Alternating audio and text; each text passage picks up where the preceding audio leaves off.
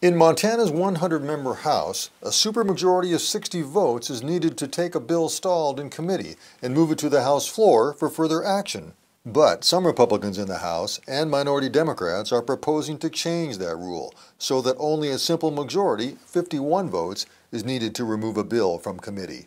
Democratic House Minority Leader Casey Schreiner of Great Falls says the supermajority rule on blasting bills from committee is not how the legislature should work.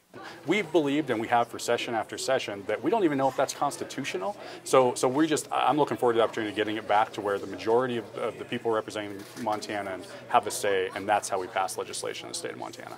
This change matters because without it, House GOP leadership can more easily kill key legislation they don't like by bottling it up in committee.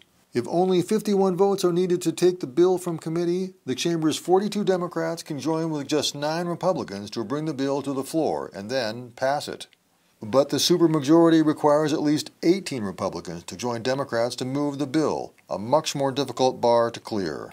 Republican State Senator Ed Buttrey of Great Falls proposed the rule change last month, and it's been forwarded to the House Rules Committee. He says the Senate has always required a simple majority to overturn committee decisions, and that the House should too.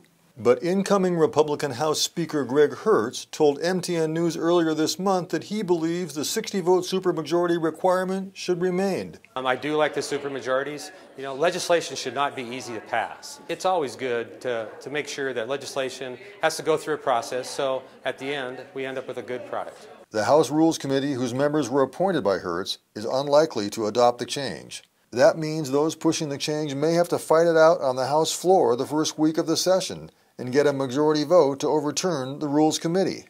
But these competing factions could work out a deal, ensuring that a few select controversial bills advance to the House floor for debate and a vote. Whatever happens, should play a role in the outcome of key legislation at the upcoming session.